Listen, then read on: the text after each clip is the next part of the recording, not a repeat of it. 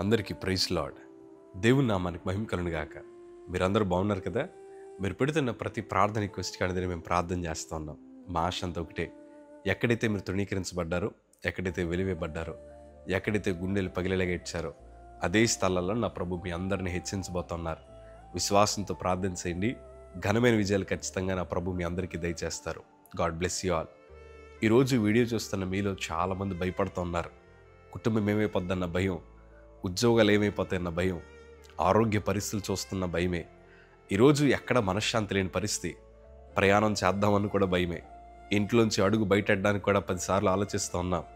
మనిషి జీవితం బలహీనమైపోయింది. ఈ సంగమా, మీరు భయపడాల్సిన అవసరం లేదు. మీరు నేను ఆరాధిస్తున్న దేవుడు శక్తి కలిగిన దేవుడు ఆయన. ఈరోజు ఎన్నో కలవరాలు బహుశా మీ హృదయాల్లో ఉండొచ్చు. రకరకాల ఆలోచనలు మీరు పెట్టుకొని మిమ్మల్ని మీరు కృంగ తీసుకొని భయపడుతున్న వారు కూడా చాలామంది ఉన్నారు. ఈరోజు దైవజనుడిగా మాట చెప్తున్నాను. గుండెల నిండా ధైర్యాన్ని నింపుకొని ప్రభు వైపు చూడండి.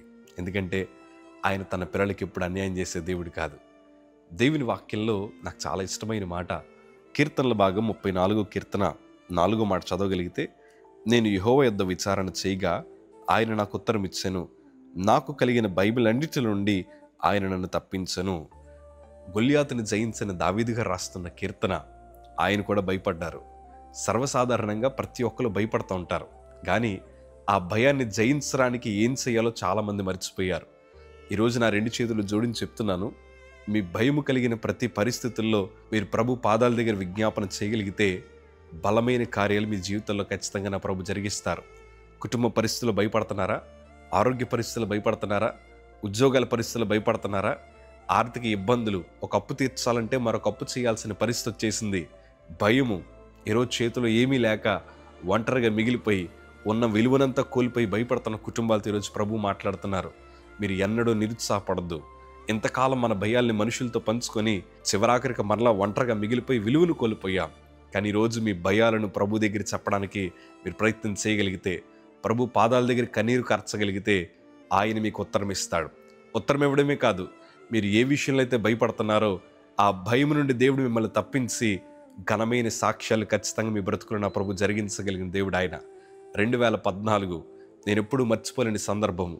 నా శరీరం అంతా ఎముకలు గుడిగా మార్చబడినప్పుడు, అసలు బలము లేనప్పుడు, నా ఎముకలకు చర్మం అతుక్కుపోయి నరాలన్నీ బయటికి కనిపిస్తున్న పరిస్థితి మధ్యన మా తల్లిగారు నన్ను ప్రభు మందిరానికి తీసుకెళ్ళి అన్న మాట ఏంటో తెలుసా?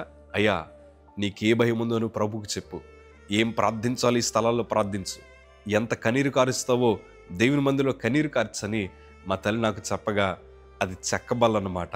దాన్ని ఇలా పట్టుకున్నాను. ఎందుకంటే కూర్చోడానికి కూడా అసలు బలం లేదు నాకు. కూర్చున్నప్పుడు నా ఎముకలు ఆ చెక్కబల్ల గుచ్చిపోయి విపరీతమైన బాధ, నరాల మధ్యలో నలిగిపోతూ ఉన్నాయి.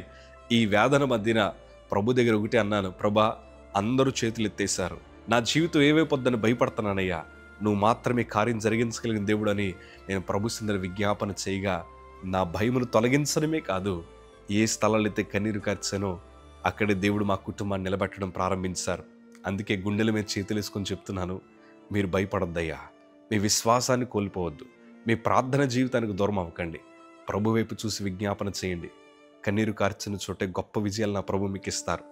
ఏ కుటుంబ పరిస్థితులు అయితే మీరు భయపడ్డారో, ఏ ఆర్థిక ఇబ్బందుల కోసం అయితే మీరు భయపడ్డారో, ఉద్యోగ లేమి పరిస్థితి మధ్యన మీరు ఏదైతే భయపడ్డారో వాటన్నిటిని తొలగించి ఈ బలహీనమైన చేతులను బలమైన హస్తములుగా నా ప్రభు మారుస్తాడు.